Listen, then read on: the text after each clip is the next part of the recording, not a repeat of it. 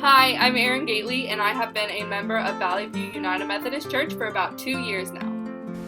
My name is Doris Kreuzberger, and my family and I joined the church January of 1963. My name is Michael Dooley, and this is my wife Jenny. This is my son Gordon, and we've been active coming to this church for 9 months and been members for About 3.5. about 3.5. I'm Debbie. This is Jeff Brunk. We've been here 18 years. I recall our son being in the 2-year-old class at that time.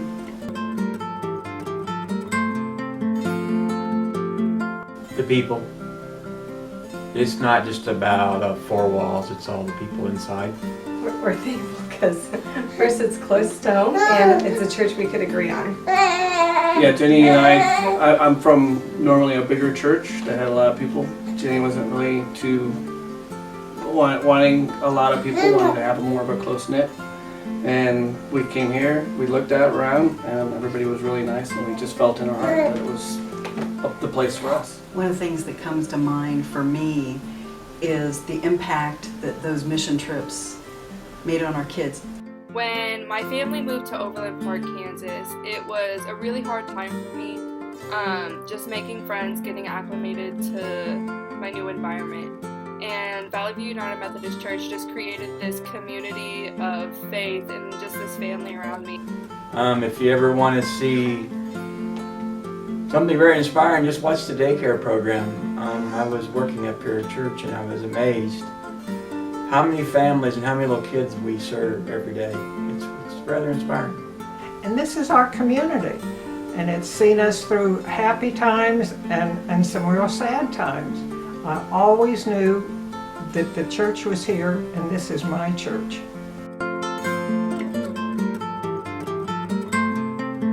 I was raised in a church and my family's always given, so it's not been a question. We just do. For me, I would have to say when I first started going to church seriously,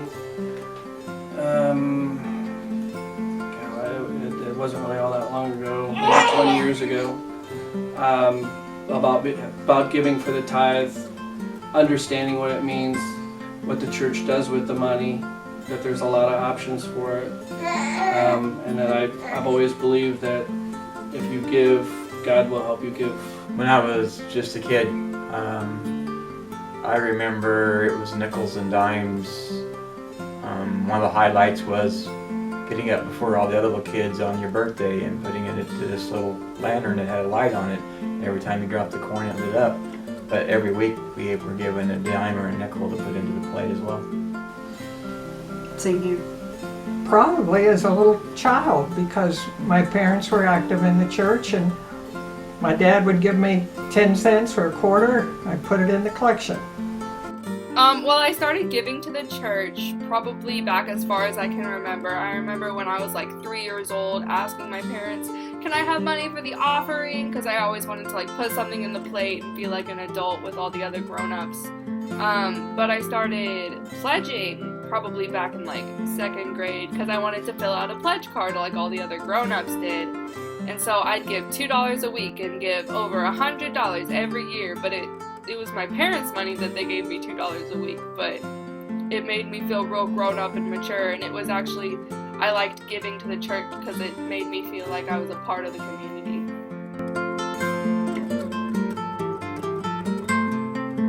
Because I love this church, and I am so thankful that I can support it.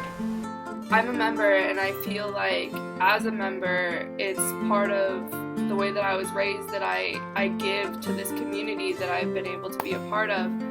I want to support where we go. It's one of the best deals. I like many people, like a good deal. Think of it this way. I go to church, I'm entertained, I'm inspired, I'm educated. When I was told about either the operating budget or the debt, I felt that had to be addressed and that had to be paid down. I also give because I feel like if I can tithe out of my minimum wage salary, then that's going to make it a lot easier for me to tithe when I'm making more money and when I'm supporting my family, because right now I'm just kind of taking out of my spending money, and so it's kind of like training wheels. I can help with God's house. I can help the daycare and Boy Scouts, and I can support the Stars and mission trips for kids. For one low fee, it's fulfilling. And it's also something we said we would do when we joined the church. Our prayers, our presence, and our gifts was part of our pledge. I'm a college student. I could be buying groceries. Sure. I could be buying junk food. I'm an animal rights person. I could be buying custard. It just wouldn't be right not to give to the church. I don't feel like it's wasted money. I like giving to the church. I feel like it's helping support all of the ministries that that our church is doing, because our church is doing some really wonderful things.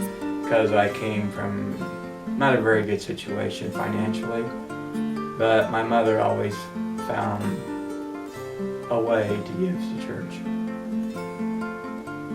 If you don't give to the church and have a place of community, what good does that other money do?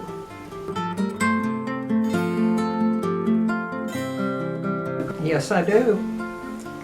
We do not currently. No. That is something we've been talking about ever since this guy arrived. Right now we're just trusting in probate because we haven't, Yeah, it's just, I need to. no time flies. I don't have a will or estate plan, mostly because I don't have an estate to give because I'm a broke college student, but also I don't plan on dying anytime soon, so a will is not quite necessary just yet. You look around and all of a sudden you're 55 years old like me, and just like, it was just the other day I was 20 something, so it goes fast.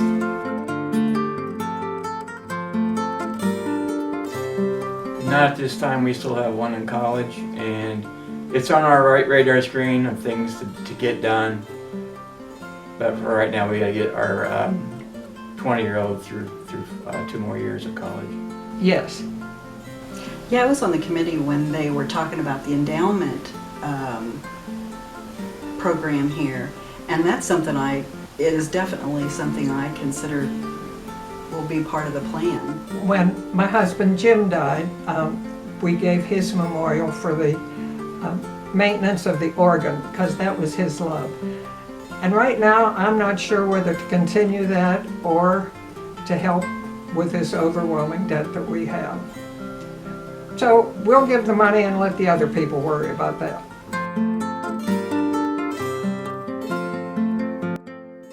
Oh, I just hope that in 100 years there's still a Valley View. Because look what we do for the community. Look what we do for our own people. And it's just a stable influence. So I hope and pray that it lasts a long, long time.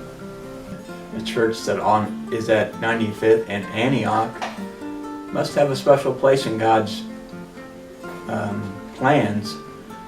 Some of the first seven churches in Paul's books were in Antioch. So I don't know if people ever put those two together or not, but I would just like to see it, continue to see it grow. Like it's taking off.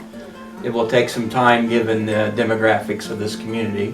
I think Valley View is going to be a good place for Gordon to grow up. We've already met great families with fantastic kids, and he's going to know these kids. The church is in our community. He will go to school with them. He will be here at the church with them. So I can imagine putting in time at the school and activities that involve the kids especially. And right? Be a mission and create more disciples. On my side, I would like to be a part of it more, contribute my time. For Valley View's side, I'd like to have the debt eliminated. Continue to serve God's people But on a more personal level, I have been heavily involved in our children's program, and I just hope to see it grow the way that it already has, and just reach out to more children and let them know that God loves them, and so do we, and do that through our Sunday school, do that through VBS, do that through even our weekday programs. I really feel like the children are the church, and if we really want to grow, then we need to have our community really just embrace these children and raise them up in the best way that we can with God. But there isn't a perfect church. You can make of a church what you want, and you can find what you want. And I just hope and pray that you do find God here.